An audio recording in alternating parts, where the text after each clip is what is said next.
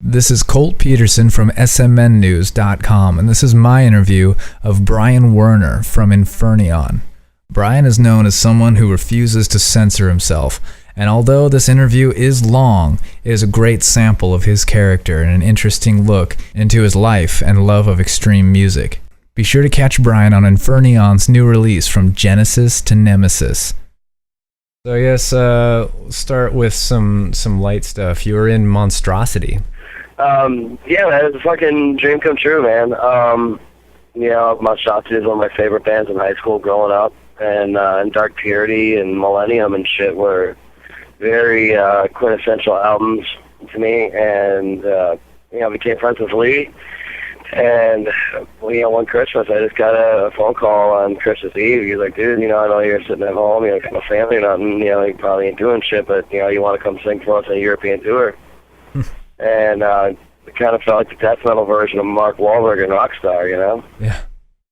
It's like, joining the ranks of Corpse Grinder and shit. And it was the absolute fucking dream come true. And there's, very few people that could say that they've ever had the opportunity to sing for one of their favorite bands that, that they've been listening to their whole life. So it really was, there's no other way to say it. It really was a dream come true, for sure. Yeah. Unfortunately, I stayed there for about a year and a half, something like that. And then, unfortunately, I got fired. And we're still the best of friends, man. There was never any real bad blood there at all. You know what I mean? Yeah. So, and that was cool too, man, because Lee was a good friend of mine for many years, before I went into the band, and then after leaving the band. It was cool seeing that friendship, you know what I mean? Yeah. So it was cool to know bridges got burned and feelings get hurt and shit like that, and then all of a sudden you got an 8-year friendship that just got ruined for being in a band together for a year. Yeah. So that was awesome, man. It really was cool.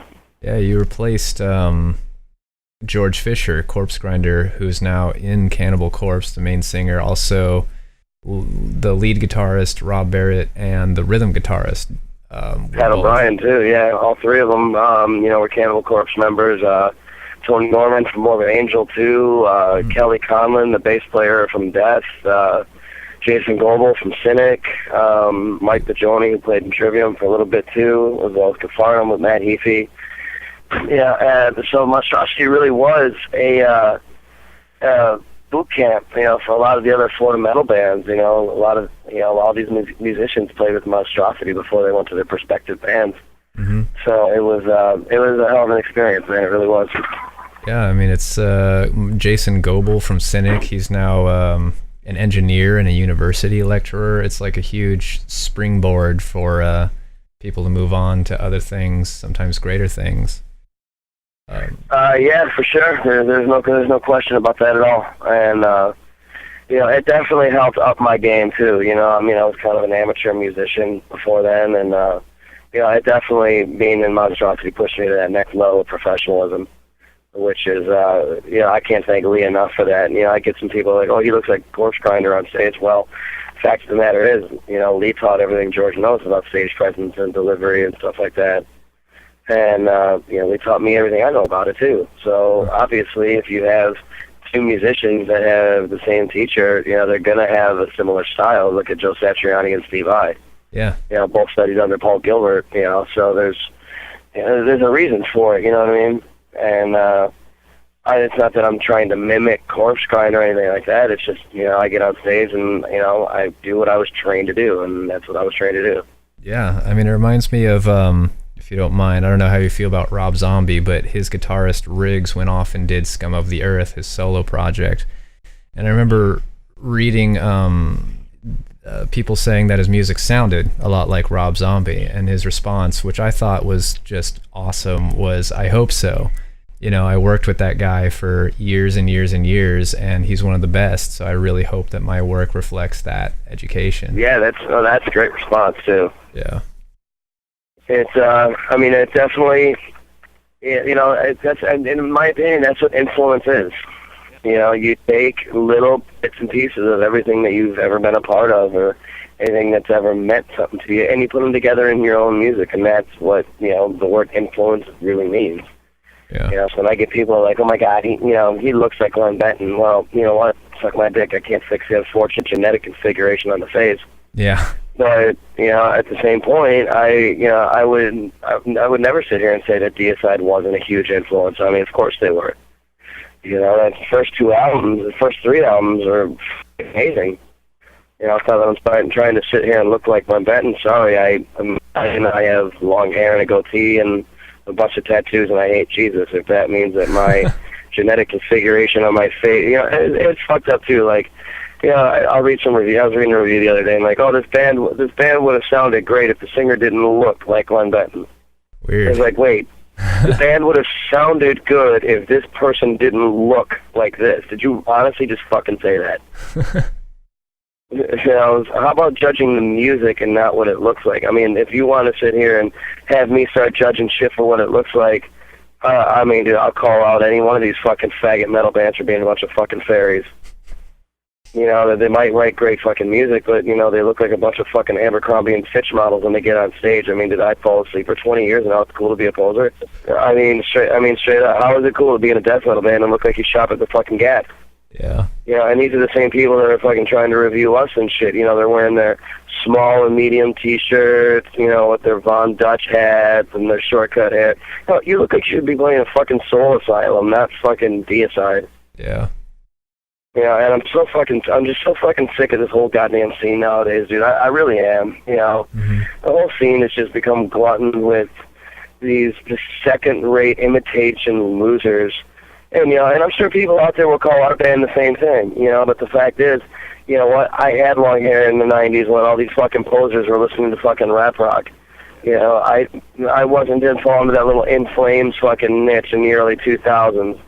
I always played death metal, I've always played thrash metal, and this is who I am, and this is what I've always fucking been, regardless of what genre of heavy music is popular at the time. Yeah. And none of these other fucking pussies can say it. If you don't believe me, just go look at any Roadrunner band in the fucking mid-90s that sold out all their fans to sound like fucking Korn. Yeah. And it really pisses me off, man. It really, really does. I mean, I've watched something that I just absolutely just love and admire as much as music just become fucking raped by a bunch of fucking short hair, fucking Gap-looking fucking posers, dude. And it sucks. Yeah. And it's a bunch of kids that think that it's okay to sit there and fucking steal music, you know what? And then they want to bitch at the bands, well, a CD is fucking $15. Oh, you know what, motherfucker? You're the first ones that will go and spend $25, $30 on movie tickets. And then you're going to spend another $20 on concessions while you're there stuffing your fucking fat face. And these are the first cocksuckers that'll buy it on DVD when it comes out. So let me get this straight. You got $70 to $80 to give a movie company that's got hundreds of millions of dollars for a movie that you might watch 3 or 4 times, but you don't have $15 to give a band whose music you listen to every day that's enhanced your life. I can't say fuck you loud enough.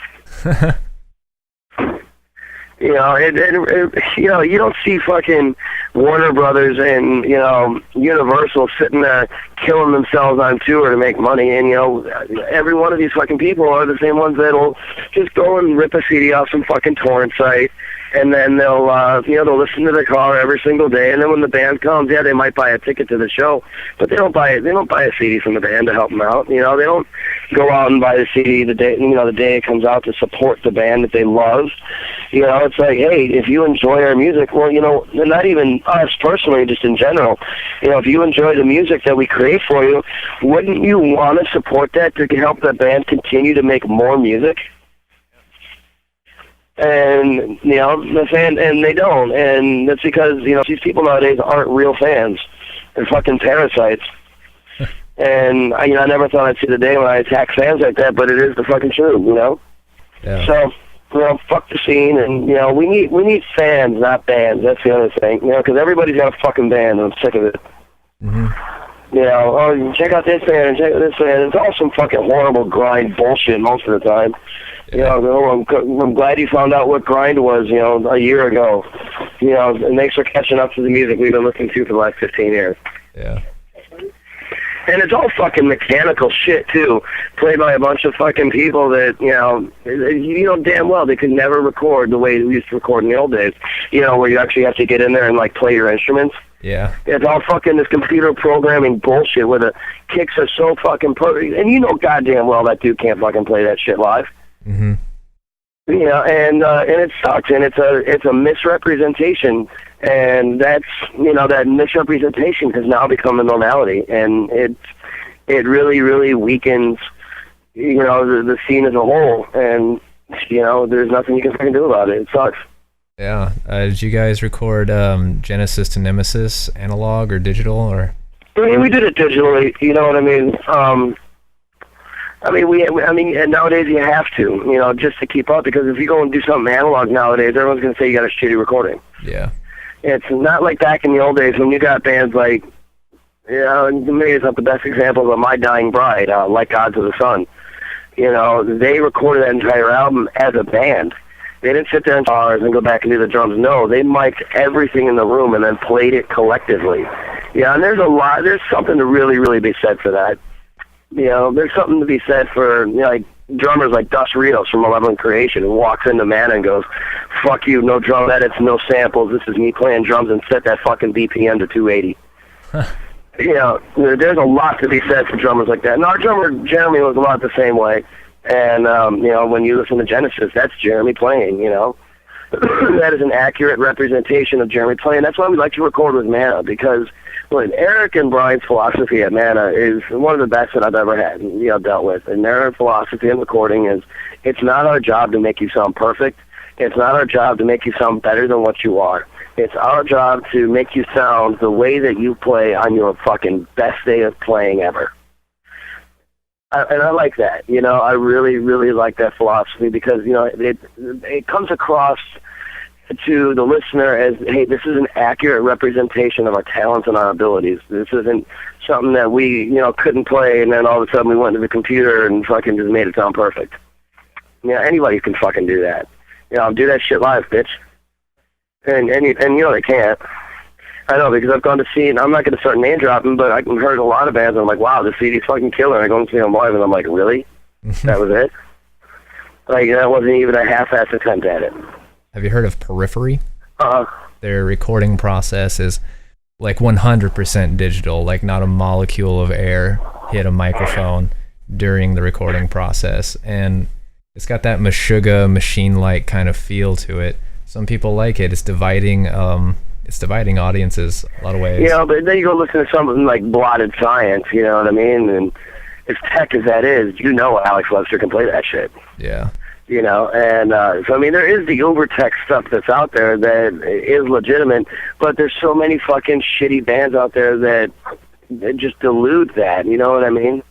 It's like, it just distracts from the bands that can really do it, and in my opinion, those bands are the ones that should be getting all the notoriety, not some fucking B-rated losers that are now fucking at the top of the music industry, or the metal industry, I should say, for some shit that they can't even fucking play. That's a bummer, man. That's not the way it was supposed to be.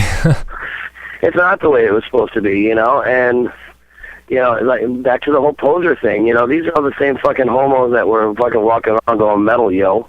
Well, you know what? For years, from like 95 to 2001, I used to have a sticker on the back of my car that said, "Keep your rap out of my metal."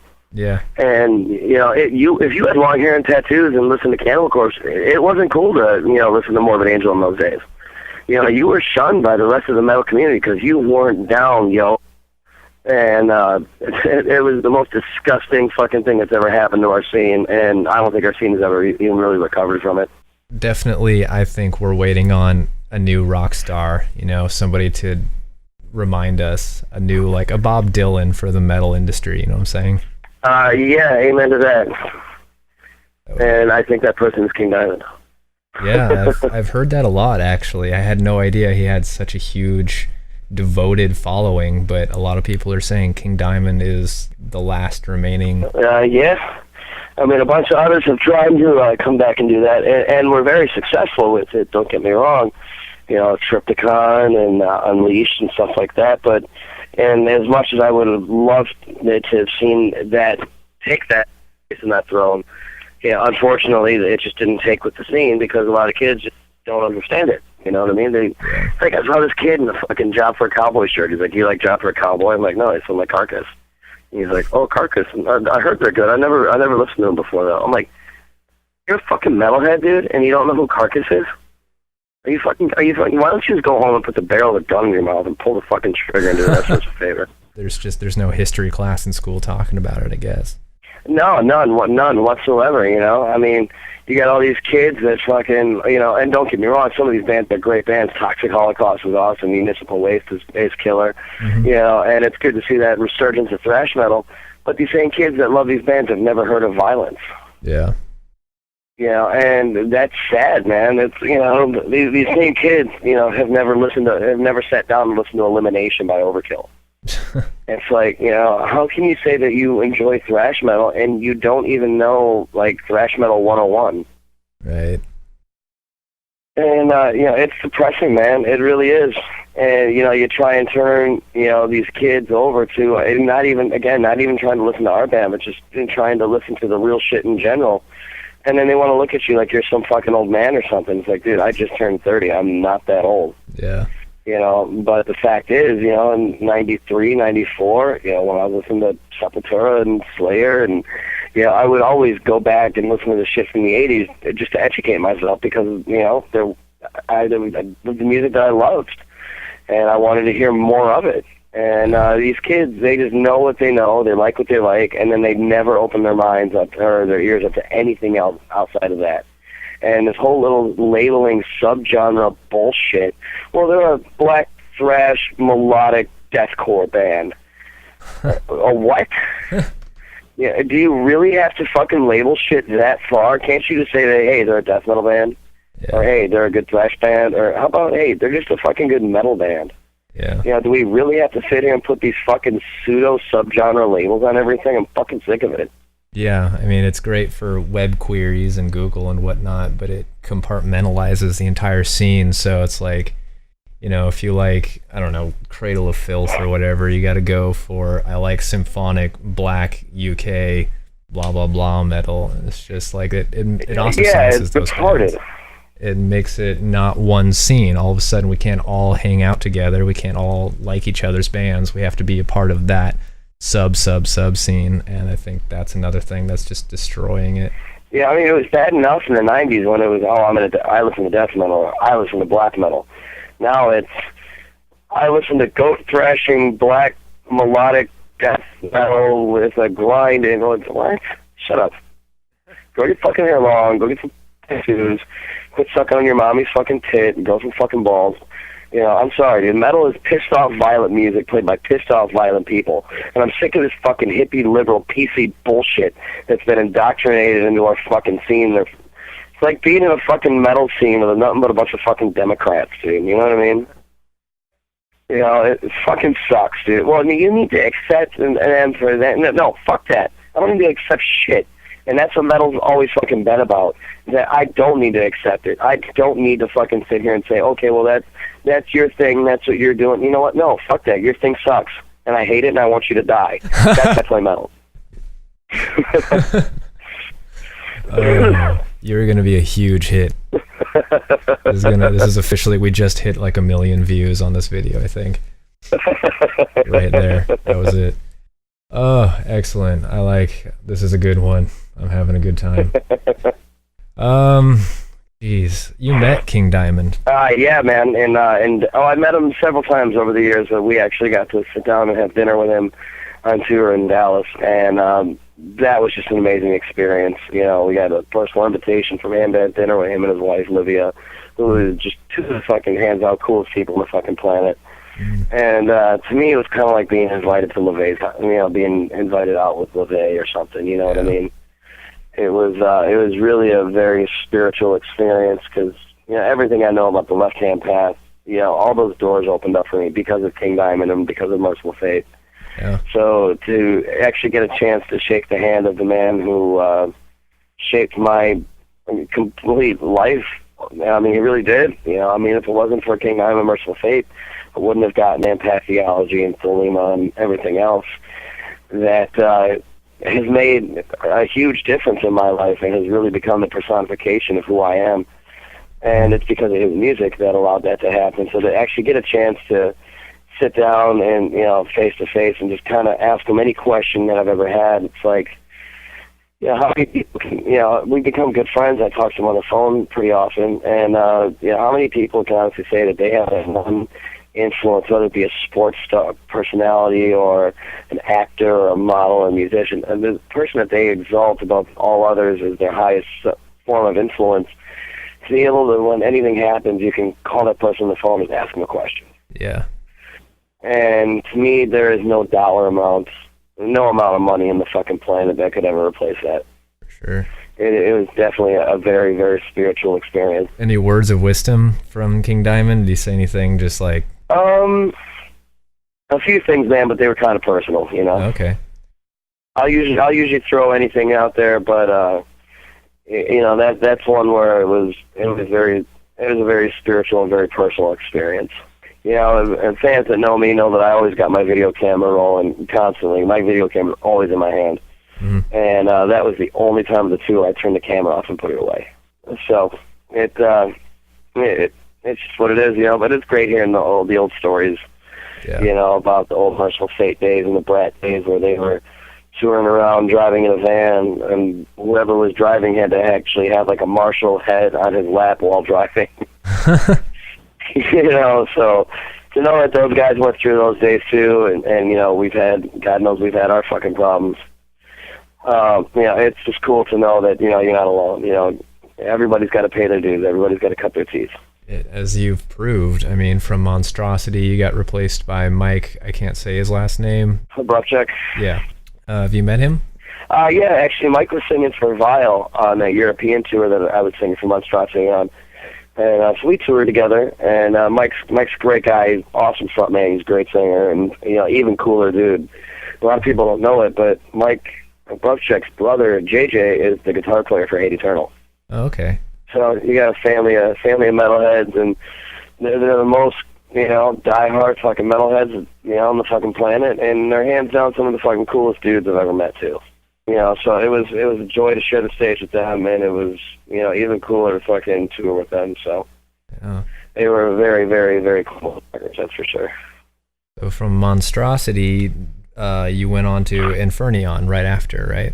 Actually, the day I got fired from Monstrosity, Sam Molina quit the band for his own personal reasons, and it was also the same day that Infernaeon got signed. Oh. It all happened in a 24-hour period. Wow.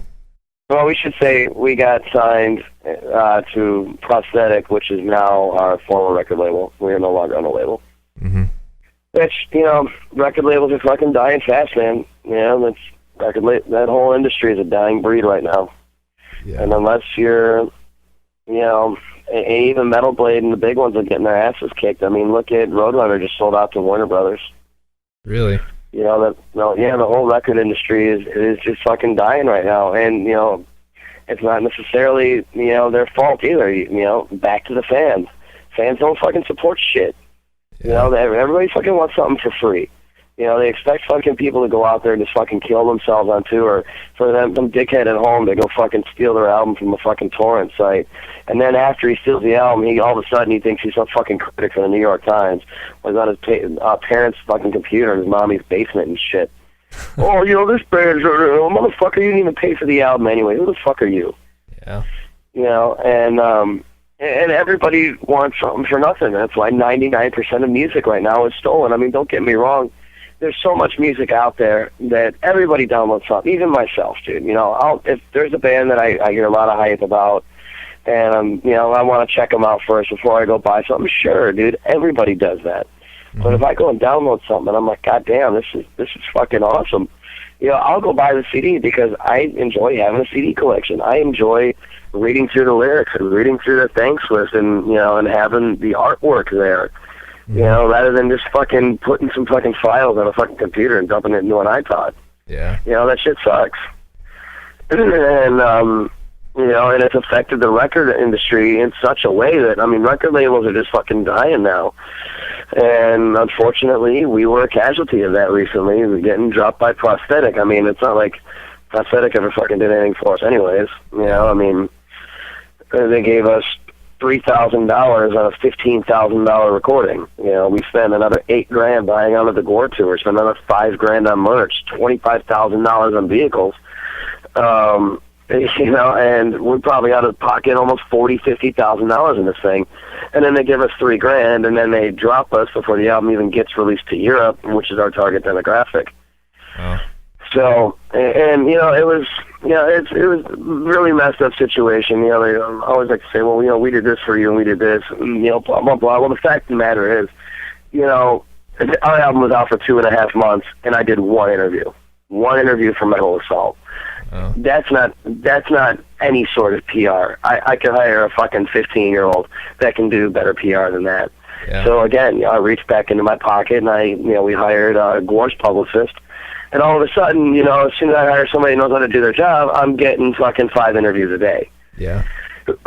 And so, I mean, it really was put out there as, you know, we really don't want this album, but we're going to do it anyways. You know, I don't know if there's a catalog thing with the distributor or what, or they just need an extra release for third quarter or something. But, I mean, we really got shit on. Mm-hmm. You know, I mean, we had an amazing, you know, just like Symphony, you know, we had an amazing album with amazing fucking reviews, you know, 8s, 9s out of 10s all over the fucking place.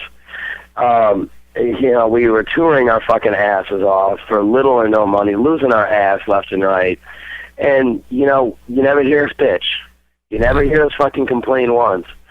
And then all of a sudden, you know, we just get this notice, and it's just like, you know what, fuck it. You know, I don't need you. You know, you didn't secure our recording. You didn't secure our touring. You didn't do shit for us. We did that all ourselves. Yeah. You know, only thing you did was you put the CD into stores. Great. How many fucking people are going to Best Buy to buy a fucking CD nowadays? Right. Nobody. You know, do I really give a fuck about, you know, how many of my CDs are being sold at FYE, or what I like to call for-year exploitation?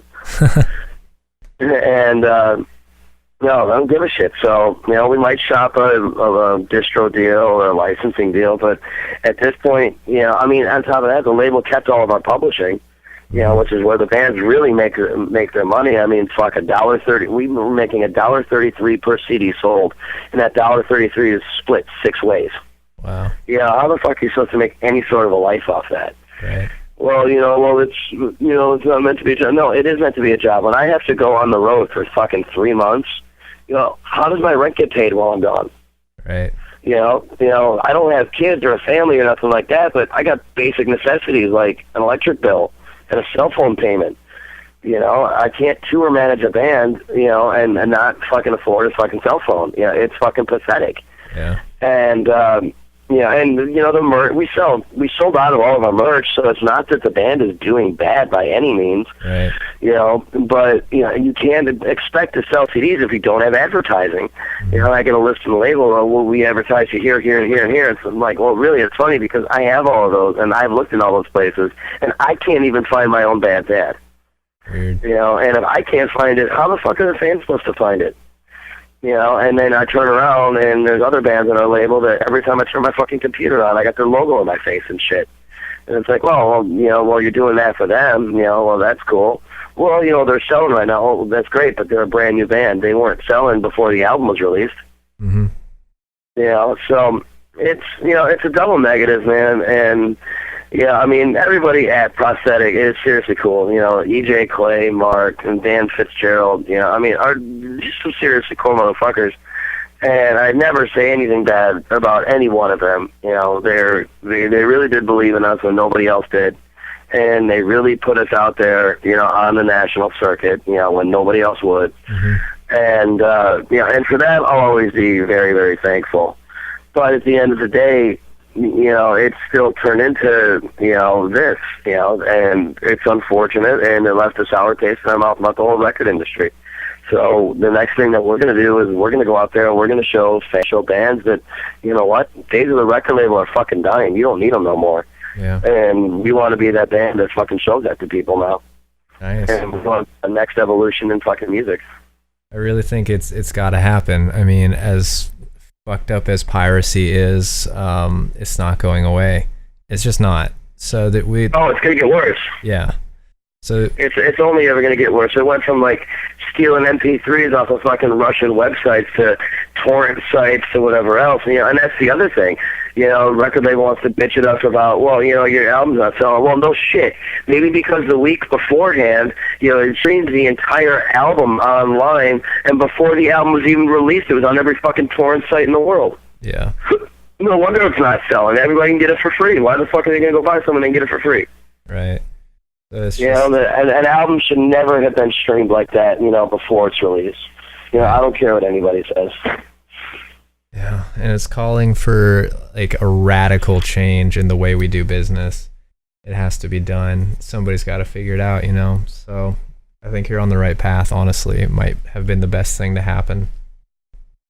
You know, yeah, and you never know. You know, the fans might take to it too. And so, and I now understand why Napalm Death did that album, Enemy of the Music Business. Mm-hmm. Yeah, I mean, it couldn't have been put more eloquently than, you know, the way, you know, Barney put it, you know. The problem with the music business is the music business. You know, the problem with the music business is you got a bunch of fucking people that, you know, don't even look like you're listening to metal. Like, these are, you know, the heads of all the major record labels are guys that you would never think in 2 seconds listen to this fucking genre of music. They look like a bunch of pencil pushers and, you know, and preppy motherfuckers that, you know, you'd see at the mall and you'd think they'd be going to fucking shop at the fucking Abercrombie or something. You'd never think to see them at a Cannibal show or something like that. Yeah. And they're the ones that dictate everything, you know, as far as what bands get signed, who does this, and blah, blah, blah. And it sucks, man. It really does. You know, metal should be run by metalheads. You know, and everybody, you know, and even the clubs too. You know, I can't tell you how many fucking clubs we played where they're like, oh yeah, we're taking 20% of your merch tonight. Excuse me? The fuck did you do to earn fucking 20%? You didn't even help me set up the fucking table. You didn't do a fucking goddamn thing. You know, how much? Okay, that's fine. I'll give you 20% of my fucking merch. What percentage of your bar am I getting? Right. Well, you know, when you sell merch, it takes money out of fucking people's pockets and they can't buy as much alcohol. Yeah, but last time I checked, if it wasn't for us fucking playing here, you wouldn't have anybody in your shithole club anyways. Right. You know, and everybody's got their fucking hand out. I think one point it actually got to the point where we played in Chicago, House of Blues was taking 20%, and they were retaining another 10% for taxes. Plus, our management takes 15% of our merch too. So we only make a 40% gross margin on our shirts. Wow. And at that show, we were actually paying out 45%. Huh. We were losing money by selling T-shirts that night.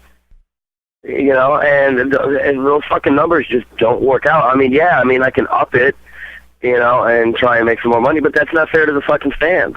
You know, I shouldn't have to sell a fucking T-shirt for $40 to have the band make a couple bucks.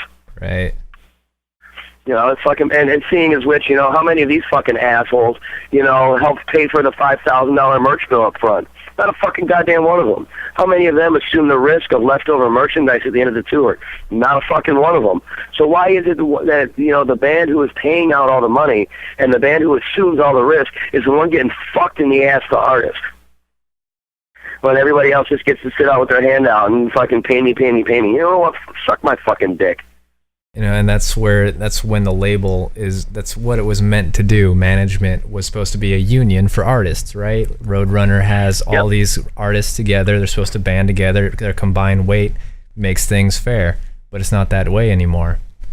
Oh no! Now the labels pit all the bands against each other. Well, you know, you're not selling as you might be selling okay, but you're not selling as much as this band. And unless you start selling more than this band, one of you two is going to get dropped. Yeah. You know, and that fucking sucks, dude. That really fucking sucks.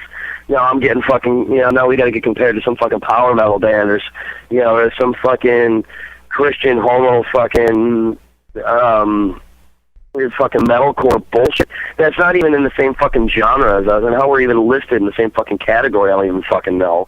Yeah. But now I got to compete with somebody like fucking, say, All That Remains, that just sold like 300,000 albums. Mm-hmm. Yeah, they're a great band, and they're killer, but you know what? That's like comparing fucking Will Smith to fucking Dr. Dre. You know, I mean, it's like saying that fucking Will Smith is a fucking gangster rap. You know, it couldn't be fucking farther from the truth, and we couldn't be farther from a band like that.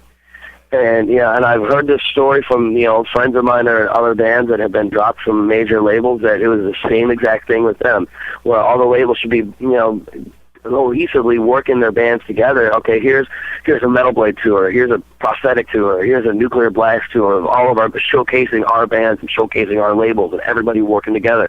No, it doesn't work that way. It's, well, you need to get on this tour and it's going to be cutthroat between you two, and whichever one of you gets it gets the tour and the other one gets dropped.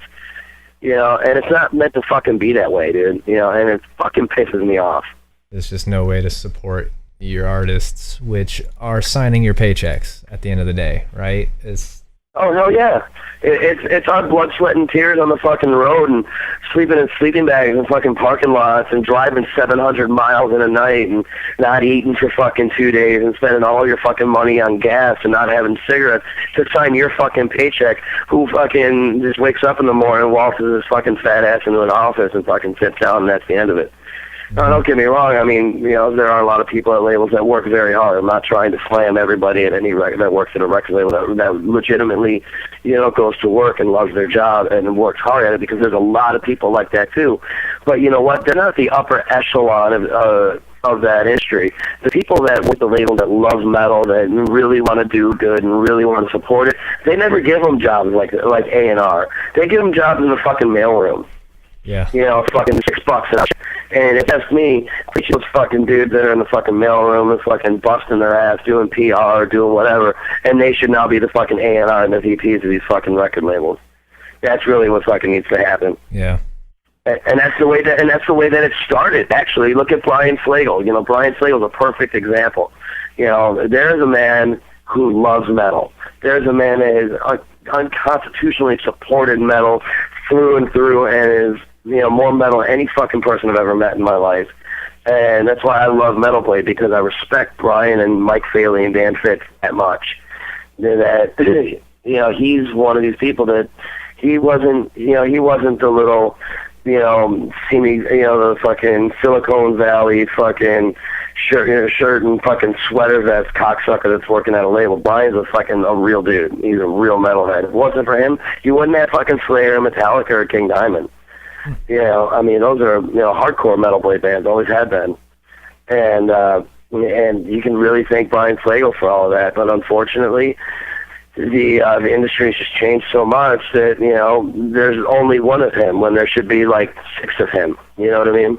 It's a tragic fucking thing. I mean, I don't know. We could probably go on and on about it for days, and I would love to, actually. Oh yeah, I would absolutely love to too, man. It's I think this message really needs to get out there to everybody, and a lot of people don't know it, and the ones that do know it just don't acknowledge it. Right.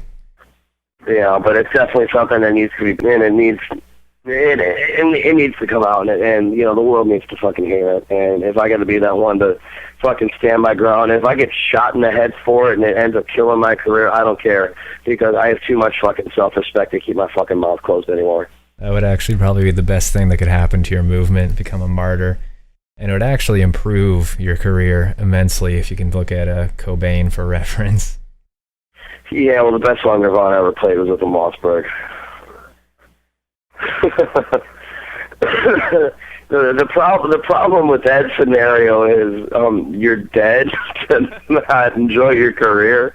So and I don't think he ever martyred himself for anything. I think he was just a fucking drugged out loser idiot, and fucking kind of glad he's dead. No, I agree. I've been saying that for you probably know actually the dirty fucking looks you get when you say that. Oh, I say it on stage every time we play Seattle. I don't give a fuck. You know how Kurt Cobain collects his thoughts? With a fucking squeegee. Kurt Cobain jokes, the best. Fuck him, and fuck his whore wife and his ugly fucking kid too. I don't care. Oh, let me guess. I'm supposed to accept them because that's who they are. You know what? Suck my dick. Their life is worth less than my shit.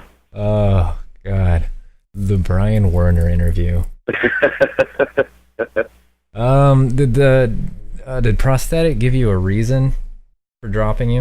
Supposedly it was album sales, but you know what? Again, the album hasn't even come out in Europe yet, which is our target demographic. Yeah. How are you going to sit here and drop us over album sales, and the album hasn't even been released to the target demographic yet? And the only thing we've been told since the album came out is, well, this is a marathon. This is not a sprint. We got to push forward.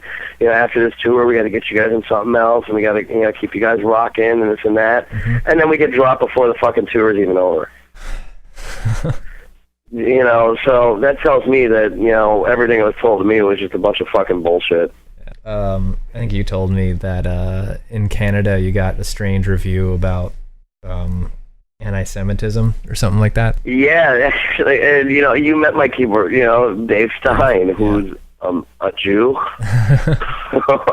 and his brother Kevin, who is also Jewish. And it's really funny when you want to sit here and call two Jews anti-Semites.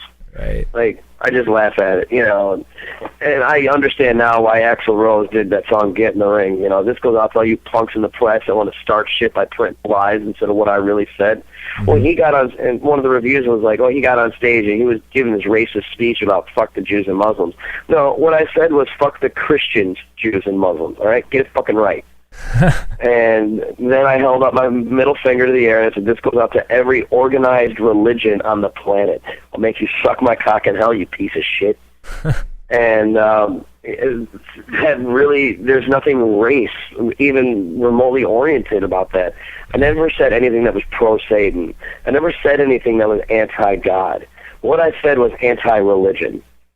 And there's a big difference between the three. And, again, it's some fucking dickhead that fucking all of a sudden thinks he's got a computer and a fucking blog.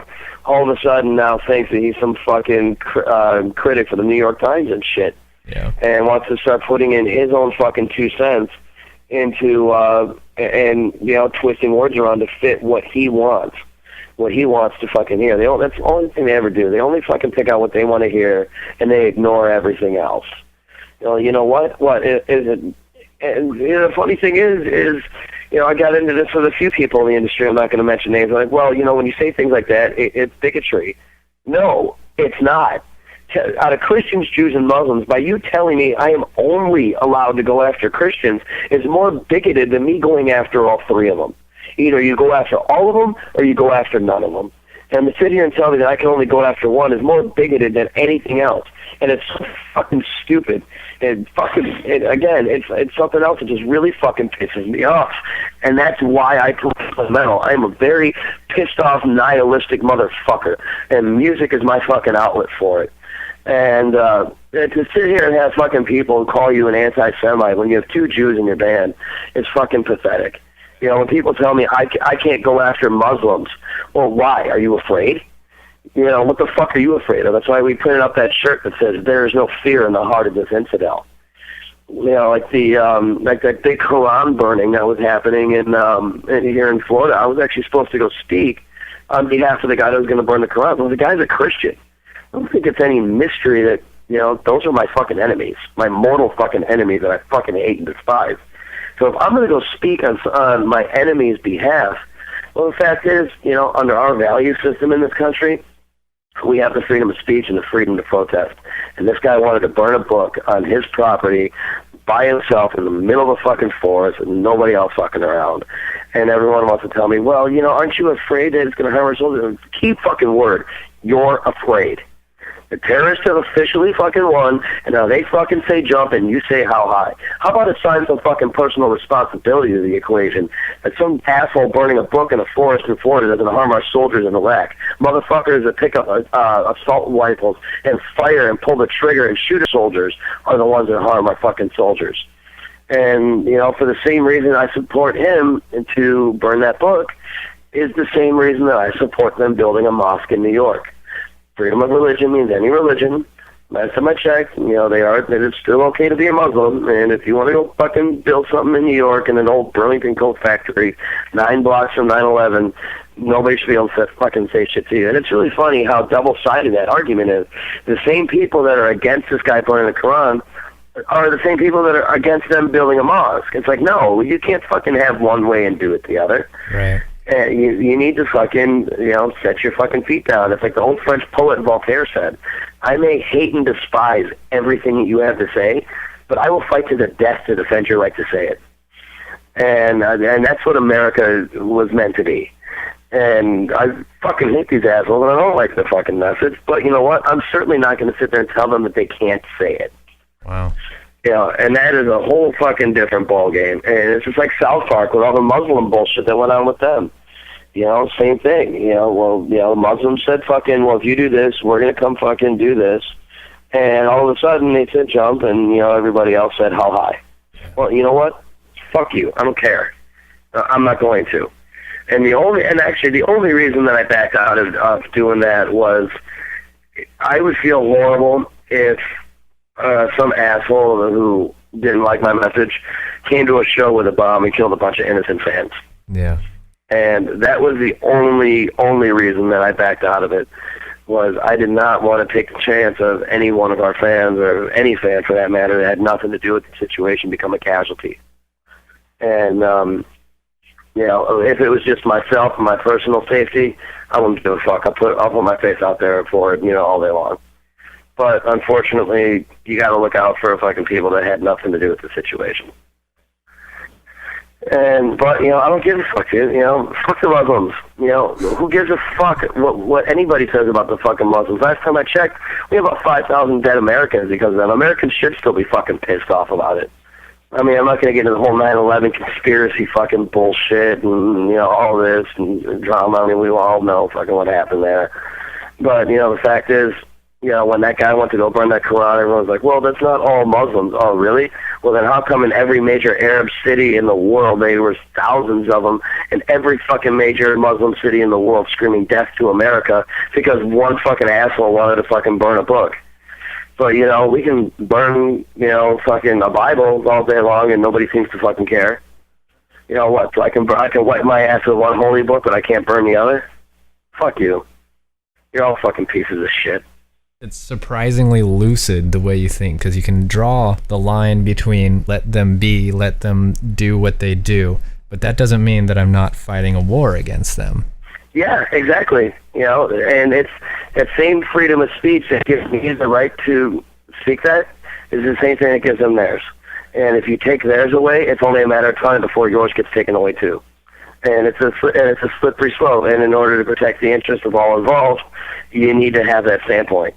You know, we have and it's so funny because we got actually, the label told us not to make this shirt a while ago, which now we're not on label. I'm totally making the shirt. We were going to do a shirt that had a big picture of the two towers that said "Imagine No Religion."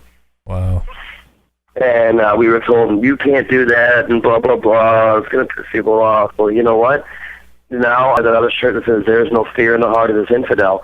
Any fucking show that we've ever played, if there's a person who's served their country, comes up to a merch table and has bought 2, 3, and 4, and 5 of the same shirt just to send to their friends over in Iraq or wherever they are, and every one of those service people comes up to us every night and says, you know what? Thank you. Thank you. I put my life on the line fighting these fucking animals. And, you know, everybody wants to sit here and give them respect and here and there. But you know what? It's the first time I've ever seen it where I'm not allowed to speak ill of the enemy of my country. And, you know, I don't care what anybody says or thinks about it, because at the end of the day, when I can get a service person that served in Iraq comes up to me and says thank you, that means more to me than gaining 100 fans. Yeah, that's pretty meaningful. Yeah, and, you know, and again, I'm not making money in this business. I do this for one reason only, and that's myself. And, you know what, to shake the hand of a Marine that got shot in Iraq and tells me thank you for speaking up for me, and thank you for, you know, speaking up for the sacrifices that me and my brothers and sisters have made, thank you. You know, that will mean more to me than anything else. You know, that means more to me than selling 1,000 CDs. So, is that selfish and arrogant? Yeah, probably. But, you know, back to the point of I don't give a fuck. I've always said, you know, make the music for yourself first, and then the fans will come later. And if they don't come, well then, oh well. At least you have the sense of self-satisfaction at the end of the day. And I would rather be able to sleep at night knowing that I did it the way I wanted to do it before, you know, I don't even know how to finish that. You know, there's just so many people that just sell themselves out and just sell out everything that they believe in just because the industry tells them that they have to. And that's fucking pathetic, you know, and it's always the same fucking bullshit, materialistic, consumer American fucking saying, well, he's selling albums. I don't give a fuck how many albums he's selling. What, so you're telling me that your integrity, that you put a price tag on your integrity? Fuck you. There's nothing more scumbag than that to me. That, I have all these proclivities and all of these convictions, but, if you pay me a lot of money, I'll get rid of them and I'll do whatever you tell me. You know what? Suck my dick. Have some fucking backbone. It's something a lot of people will say. You're probably aware that some people after hearing this might just go and say exactly what you just said. But I don't think that I've met a whole lot of people that mean it. Well, I'm definitely one of the ones that does mean every last fucking word of it. You know what I mean? I guess I want to make it clear. We'll draw the lines here. Like, do you hate Muslim people? I hate Muslim people like I hate Christian people, like I hate Jewish people, like I hate Buddhist people, like I hate Hindu people. If you have an invisible man that lives in the sky that you talk to, that only you can hear back, and then you want to tell everybody else how to live their life based on the voice that only you can hear, yeah, I got a problem with that. It's thinking like that that's held us back as a species. And, I mean, it's not racism, it's more misanthropy than anything. But I fucking hate our kind. I hate our species. Fucking George Carlin said it best, your birth certificate is proof of guilt. I mean, no, I don't hate a person just because they're Muslim, but it's just like when I meet somebody that tells me they're a Christian, I'm a Christian, but immediately that puts up a wall, and any further in depth I'm going to take this conversation. You might be a white fucking Christian, and as soon as you tell me that, I'm automatically going to think less of you as a person because you think that way. So it's the same thing with a Muslim. It's the same thing with a Jew. If I meet somebody that, I don't, I don't really, everything you say about religion's right. I don't believe in all that stuff too. I just believe in the central story. What? The most fucked up part? Really? What, that some fucking cosmic Jewish zombie who was fucking rose from the dead, who was his own father, and impregnated some virgin Palestinian woman with himself, so that way he could be born, and then once he was here, he killed himself as a sacrifice to himself to save you from the sin that he condemned you to, but he can somehow make you live forever if you symbolically eat his flesh and drink his blood, and you mentally and telepathically tell him every day that he's your master. Also, he can remove some sort of evil force within inside your soul that's present in all of humanity because a fucking woman who was made out of a rib was convinced by a talking snake to eat from a magical tree. You mean that central story? So, and people that prescribe that way of thinking, I just, that's why, and people are weak-minded and stupid. They'll pretty much believe anything you ever tell them. If you don't believe me, look at Northern Ireland, the Kashmir, the Inquisition, Jim Jones, Dave Koresh. People will pretty much do whatever the fuck you tell them to. Hey, let's go move to an island in fucking South America somewhere and drink a bunch of Kool-Aid and go kill ourselves. Okay, yeah, sure, sounds great. As long as you have a uniform and a slogan. Yes. Exactly. And actually, you know what? In the course of this interview, I totally forgot that today is December 11th, the anniversary of Chuck Schuldiner. And so, not to get off topic, it's just, I'm one of those people that shit just pops into my mind, and I just go with it. And, today is, definitely a day to remember, and the metal community lost its last great, organic player. And I don't think anybody is even remotely come close to the talent or the ability that man had. And I think a lot of the other deaths in the scene kind of overshadowed that a little bit. VTech was a tragedy, but so was Chuck. And as cool as VTech is, I booked one of Decapited's first ever shows in the U.S. I hung out with that kid since he was 16. I pictured him since my college. He was a very, very cool dude. To give you the shirt off his back if he fucking could. I would never say a bad word about VTech. I'd probably fight somebody that I heard speak ill of VTech. But the fact is, his death overshadowed a couple others, like Jared Anderson from Morbid Angel and Hate Eternal, and Chuck Schuldiner, who are two people that really, really contributed, in my opinion, a lot more to the scene than Decapitated ever did. And December 11th here, this is a day that should be emblazoned in the minds of every fucking metalhead in the fucking planet. Yeah. Of course, also we just passed the anniversary of the death of Dimebag. Very true. Very true. And that, that was a tragedy, too.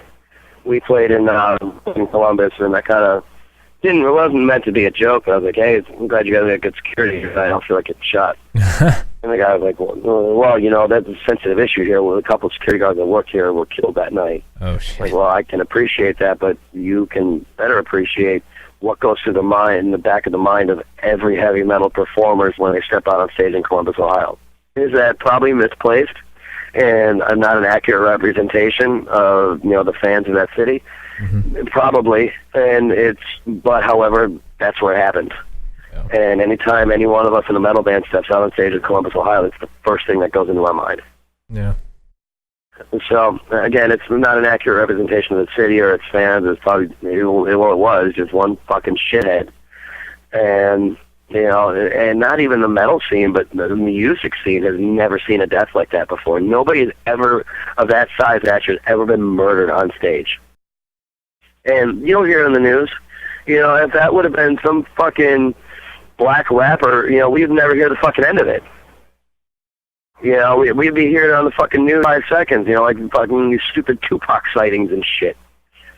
But, a guy with long hair and tattoos and a fucking pink beard gets murdered and the fucking world just doesn't care.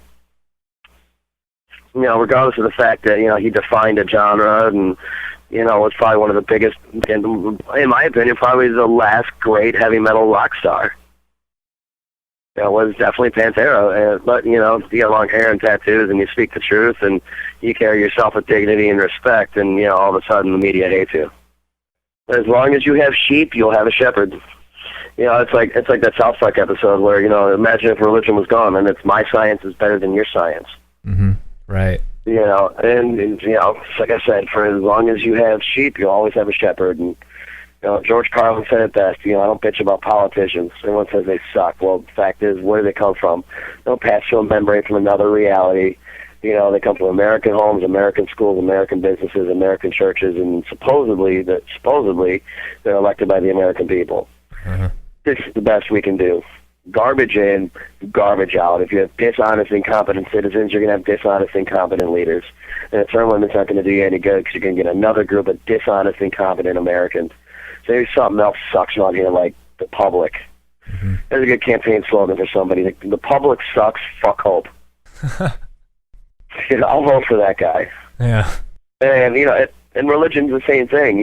Metal is the same thing. I use the analogy of politicians, but the fact is, if you have stupid, ignorant fans, you're going to have stupid, ignorant labels. Mm-hmm. And that's just the way that it is. And it's one of those fucking frustrating things that you can bang your head against the wall for, over and over and over again, and never see any sort of absolution or resolve to it at all. And the only thing you're going to end up doing is hurting yourself at the end of the day. Well, you know what? I'm not the type of person just to quit and say, fuck it, well, it is what it is, and there's nothing I'm going to do to change it. Well, you know what? No. I'm going to do music, and even if my music doesn't change anything, at least it lets me vent that frustration. Yeah. And if it pisses people off in the process, good.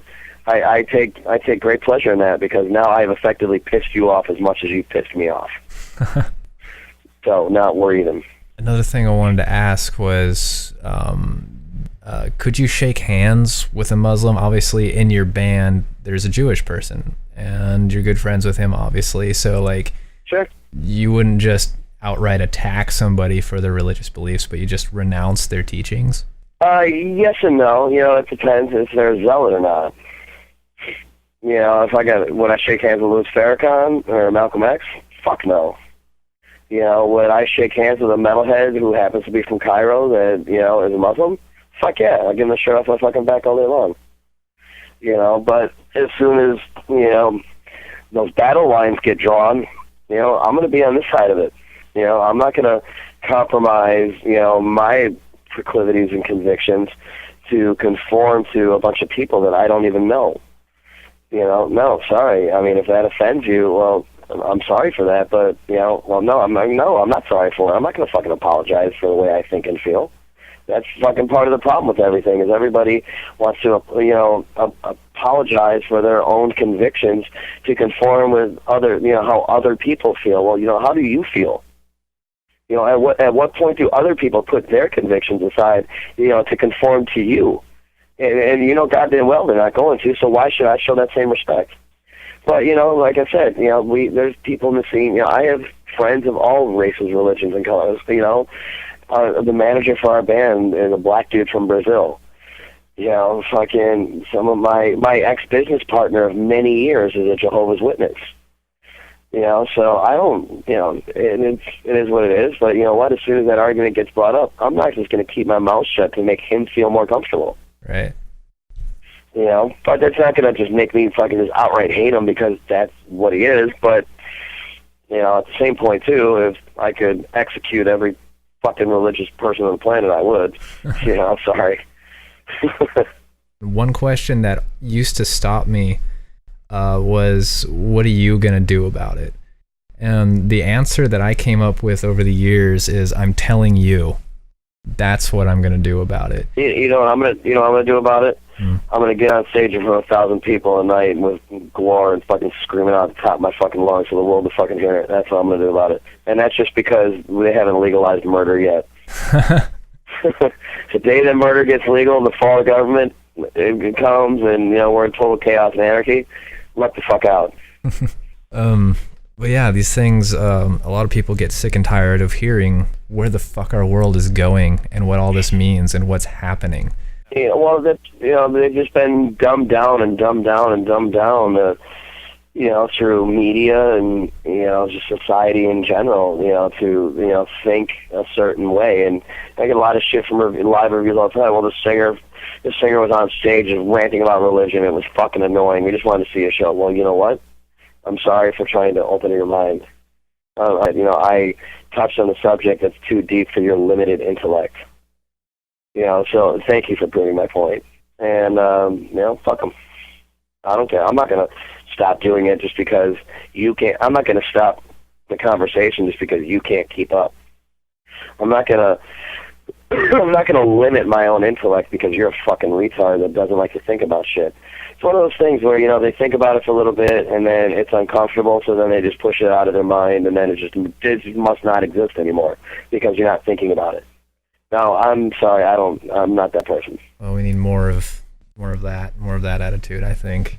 So do I, and our forefathers are fucking rolling in their graves right now if they saw the way that we fucking get pushed around by our government and everything else, Fucking government should fear its people. People shouldn't fear its government.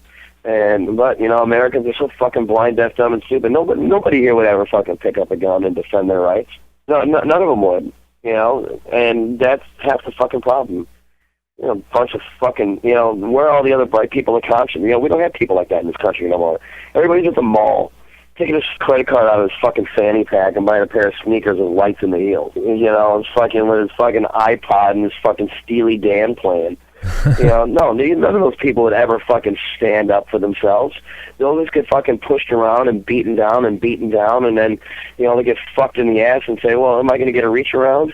Oh, no, well, then that's okay. Just keep pounding me in the ass a little farther. That's fine. I'll make it. Fuck that shit. And you see it all the time in the movies, too. Like, a good analogy is, you see somebody sitting there at gunpoint, get in the trunk. Oh, okay. All right, get out. Get that shovel. Oh, okay. Now dig a hole. You're not gonna hurt me, are you? At what point do you fucking say, you know what, this cocksucker's gonna fucking kill me? I might as well try and take this fucking gun from him. You know what I mean? Like, and it's a good analogy for everything else that happens. Whether it be religion or politics, they just keep telling people what to do and just keep fucking taking their rights away and just fucking. Nobody's ever got the fucking balls to fucking stand up for themselves. I mean, yeah, you might get shot in the head, but I'd rather get fucking shot in the head trying to fight for my life than just sit there and dig my own fucking grave. I'd rather die on my feet than live on my knees. Amen, brother. Fucking William Wallace, We should probably jump over to some of the more accessible stuff, like Infernaeon, the music. Sure. One thing I wanted to ask was metal purists, they tend to reject the addition of keyboards and, death and black metal blast beats and the death metal stuff like that. What made you decide to add those elements to your music? You know, I hear, you know, there's a lot of things I like about black metal. There's a lot of things I like about death metal, you know. Music, this genre of music, like Deicide, you know how evil Deicide would be? How evil that shit would sound if they had keyboards? Yeah. I mean, yeah, death metal is very threatening, it's very primal, but it lacks in the atmospherics department, and I've always been a huge fan of Nocturnus. Mm-hmm. You know, The Key, Thresholds, Ethereal Tomb, you know, are just amazing albums, and, you know, they were, in my opinion, they were just way, way too before their time. Mm-hmm. You know, I think when they came out, the metal scene just really wasn't ready for a band like that yet. And, you know, it used to be a tool for the sappiest of fucking hair bands, but, I mean, black metal obviously legitimized the use of keyboards. So you get people left and right, you know, on both sides of that argument, and, you know, we like to, you know, try and get them both. You know, I get people every night, they're like, dude, I fucking hate keyboards, but the rest of your band is fucking awesome. Yeah. You know, the guitars, the drums, the vocals, everything's fucking killer. I just don't like the keyboards. Right. But the band is great, and I like the band now. And then I get somebody else that comes up and is like, you know, I'm not really big in the death metal vocals or anything, but, you know, the keyboards are fucking killer. You know, so, I mean, I get it a lot from both sides of that argument. And, you know, I mean, fucking again, you know, make music for yourself, and then everything else will fall into place. Right. You know, and the keyboards are in our music because we wanted them there, because we like them, and if anybody else has a problem with that, they can suck my dick. It sounds great to me. I was listening to From Genesis to Nemesis all day today, and it effectively raises the IQ of death metal, I think is the best way that I can put it. Sure. So I think it's a very cool addition. I think it was a wise choice. And I don't know who writes the parts, if it's Dave or if it's a group effort, but whoever's doing it. On this one, it's Dave. Zach Brown, our old keyboard player, is a fucking homo faggot that we hated, and, you know, thank God he was far away from me. I'd probably fucking kill him. But, you know, he did the keyboards for the first album, but he basically just played what we told him to play. And none of us were keyboard players, so, I mean, it was lacking in the keyboard department a little bit, and, you know, we get Dave, who's a classically trained pianist, who's just fucking awesome and was really able to make shit come to life. But part of it is, too, is, you know, knowing when to use them and knowing when not to use them. Right. You know, like you listen to, you know, the whole album's got keyboards on everything, but then you come to Graven Image, and there's no keyboards in that song until the last minute of the song. Right. You know, and that's, you know, and that's really where the trick lies, is, you know, what parts need it and what parts just need to be fucking brutal. You know, I mean, I love Demo, but, dude, there's a couple of times when that Demo will have just a fucking awesome riff. It's like, dude, shut the fucking keyboards up. That riff is great as is. Yeah. You don't need to enhance it. You know, leave it alone. Mm-hmm. And, you know, and that's really, like I said, that's where the trick lies with it, you know, and sometimes it's a crapshoot, you know, and, hey, should we put keyboards on this or should we not, or, you know, and a lot of times it just takes us putting keyboards on everything and then putting keyboards on nothing and going back and listening to both things, you know, a million times each and saying, okay, after listening to this without the keyboards and listen to it with it, this needs to be here, this needs to be here, this needs to be here. And, you know, then we go to practice and it comes down to the artistic democracy of, you know, hey, what does everybody else think? Like, we actually had keyboards we had an entire different keyboard section written for the opening part of Creeping Death. It sounded awesome. It sounded really, really cool. But, you know, we wanted to maintain the integrity of the songs. You know, we didn't want to, you know, we're not trying to reinvent the wheel. And, you know, and it just didn't fit. So, you know, they were taken out and they were used more cohesively in the song rather than, you know, putting them right up front in the very beginning of the song, you know. So, and, you know, at the end of the day, you know, it's like I've always said, man, you know, keyboards are there because we like them. If anybody doesn't, you know, fuck you. Don't listen to it.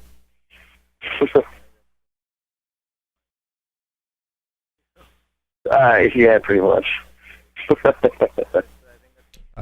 Your voice sounds fantastic on Genesis and Nemesis.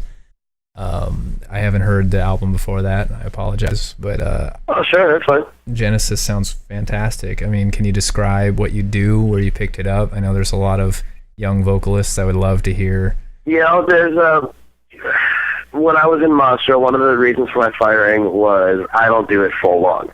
Mm-hmm. I don't get that full embodied screaming low like a fucking Brett Hoffman or David Vincent, if you will. I use more of a throat manipulation because to me, I don't care how loud I'm pushing it. You know, I'm all about how does it sound when it comes out. And I found a way to kind of do it in an almost falsetto tone that allows me to manipulate it in my throat with the same amount of air being passed over my vocal cords, whether it be a low or a high. And I think, you know, screams, like everything else, need to be done in time, rather than getting a full-lung singer that just goes out there and holds a scream just as long as he can hold it out and then just kind of fades away. No, I think that scream should start in time, and it needs to end in time. You need to hold that note until that riff is over, until this part is played a full time. And the only way you're going to be able to do that is by limiting the amount of air that you're pushing out. And hence the reason I went to when I was in Monstrosity. They got me clocked at practice with doing a one-breath scream at 1:05 seconds. Wow. And it's just kind of a throat manipulation, you know. And it's really hard to describe. I don't know how I do it. It was just something that I ended up doing one day, and you know, just kind of stuck with it. Because I also feel, too, that when you do it full lung, you lose a lot of enunciation. And this genre being what it is, you know, I like people that have never heard us before to be able to listen to us and know what I'm saying. You know, I mean, you're getting a message across does nothing if nobody can understand you. And, I mean, it's not that I'm the most understandable singer. I mean, I'm still I can sing in death metal, so to the, you know, random person in the street be like, well, I have no idea what the fuck you're saying. But to a metalhead, like, you can hear it, and, I mean, you cannot read the lyrics and know exactly what I'm saying throughout the whole song. Which is it's obvious actually, because I was at your Guar show in San Francisco, and the audience was singing along with you, singing back. Yeah. And that's oh, not really? something... The Genesis songs, or? Yeah. Oh, really? No shit. Yeah, and that's not something you really see with death metal, because honestly, a lot of people can't understand the lyrics. They listen to it all the time. They kind of know the rhythm, the sounds. But I was seeing people mouth out the words. They know. I've never seen anybody sing our songs before. That's pretty cool. I just didn't know we had that devout fans, to be honest with you. That definitely makes me feel a sense of accomplishment that I've done my job, for sure. Yeah, definitely you should. And that was the best month night of the whole tour was San Francisco, too. Really? Yeah. You know, and what I said on stage that night was very true, that, you know, the death metal, we come from the Hollywood of death metal. We come from the city that basically invented death metal. And we wouldn't have had, and Tampa never would have had a scene had it not been for the Bay Area thrash scene. Right. You know, had it not been for that to come first, you know, that laid the groundwork for all of us. So, I mean, it's an honor every time we play San Francisco. It's kind of like, you know, a Muslim going home to Mecca, you know? Yeah, on the subject of your voice, forgive me for saying, but it sounds like it sounds a little tired, like a little torched. Is that just how you have always sound, or is that from the tour? Oh, no, I was smoking a lot of cigarettes, a lot of weed last night, and fucking hungover. I still got that, like, hangover taste in my mouth. Oh, nice. Yeah, I went out with this really, really cool hot chick last night to this goth club in Tampa called The Castle, and didn't get home till like 5 in the morning, and I was up at like 9, so... Well, and not to mention, it's actually really fucking cold here in Florida. It's in the 30s right now, which is pretty weird for us. So I've been getting a little sick, too. That sucks. Yeah, you know, I'm a singer that smokes a pack a day, which made me feel better when we met King Diamond, because King Diamond smokes a lot of cigarettes, too, just like me, so that made me feel better. Wow. You know, that guy smokes like a pack a day, man. It's awesome. That's crazy. Nice. Yeah, everyone's always like, well, you're a singer, you shouldn't be smoking cigarettes. Fuck you, if King Diamond can smoke cigarettes at 55 years old and still fucking sound great, so can I. Yeah, seriously. That's that blows that out of the water, I guess. Yeah, pretty much, right? Fucking wow. But so you're saying, like, your technique, it doesn't torch your voice, like you can still talk like normal? Oh yeah, totally. You know, I mean, the thing that kills my voice, and one thing that I've had to stop doing is immediately after we're done playing, I can't really be out hanging out with the fans and trying to talk over the PA. Yeah. You know, that's really what kills my voice. You know, and it sucks because I hate fucking sitting in the back room by myself with nothing to do. I want to be out by the fans and having a good time and meeting people. But, you know, I also got to worry about the show the next day, too. Right. And if I'm out in front of the PA and talking over the PA all night long, well, then I'm not going to have a voice tomorrow. Mm-hmm. And, you know, the fans in the next city deserve just as good as the shows the ones that got that night. And, you know, so it's, the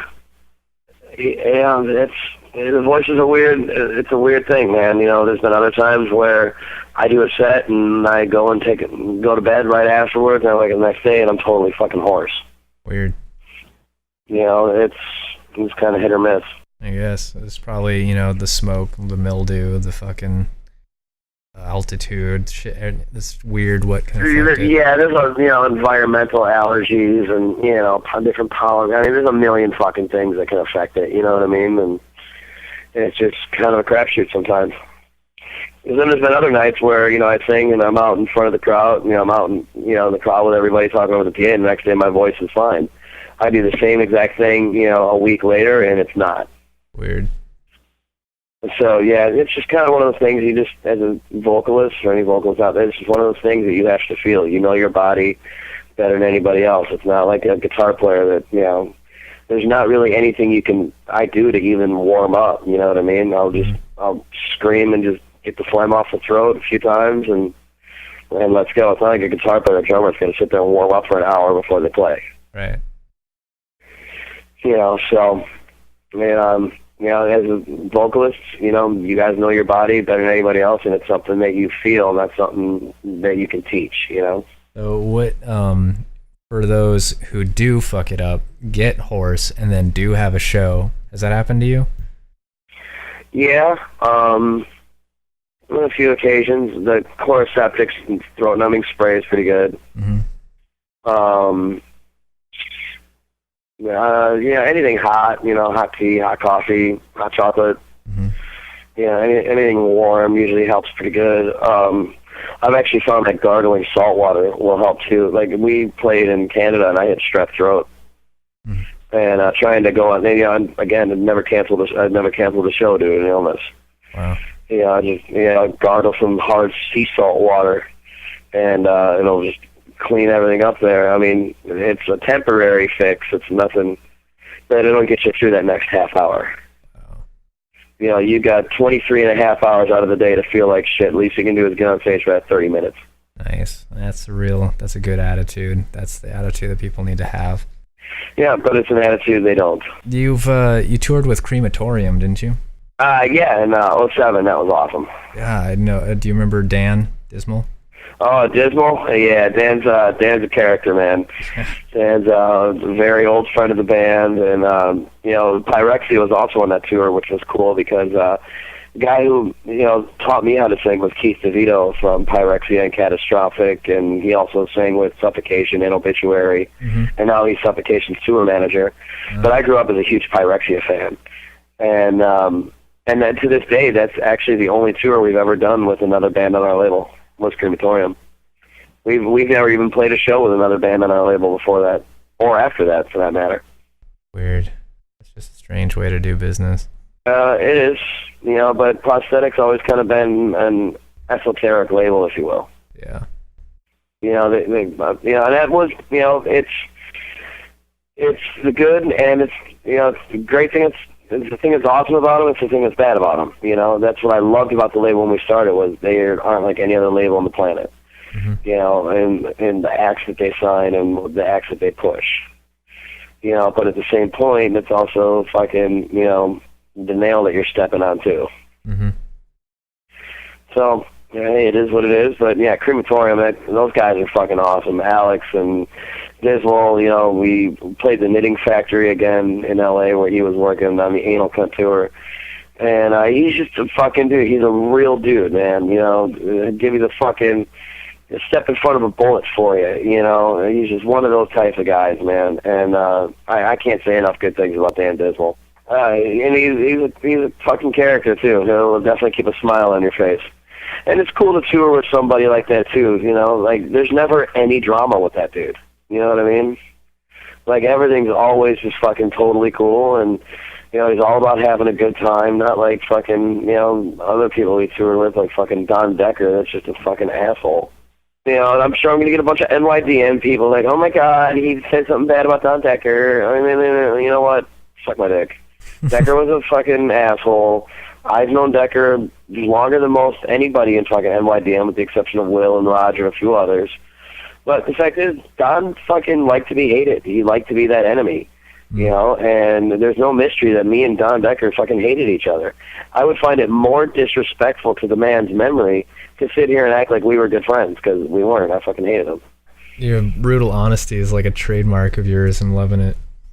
Yeah, you know, I mean, why pull punches? Exactly. You know? And I fucking hate people like that. That's what makes fake people. And again, back to the whole motif of all this, that's what's wrong with this scene today. You know, if you got fucking something you got to fucking say it or shut the fuck up. Well, I'm afraid of what somebody will think. You have to feel like worrying about people that you don't know and what they think of you. I'm sorry, I don't lose sleep at night worrying about what my enemies think of me. It doesn't affect me. They're like little high school little bitches. You know, when you're hanging out, they're all, oh yeah, well, you know, dude, it's great, you're awesome, blah, blah. Oh, yeah, fuck that guy as soon as they leave the room, you know? Right. Like a little fucking faggot little bitch in high school that I used to shove into a locker. You know what I mean? And I got no fucking time for fucking people like this, fake fucking people like that, dude. I really don't. Yeah. And that's what our scene has become to. So, you know what? Love it or hate it, you know, fucking just... You got something to say, fucking speak your mind, and, you know, if it offends people, well, you know, I'm sorry. Well, congratulations. I have thoroughly offended you as much as you have just offended me, so no even. Only difference is I did it blatantly and you did it subliminally. You're an eloquent guy. Well, thank you. Where does that come from? Have you always been that way? Are you a writer? Yeah, I've always been a very fucking kind of person, and usually gets me in trouble, but, you know, hey, I'd rather be hated for what I am than be loved for what I'm not. You know, and it's just the way it is. You know, you got to keep it real, man. You know, and if you don't, you know, fucking go kill yourself. There's no medium.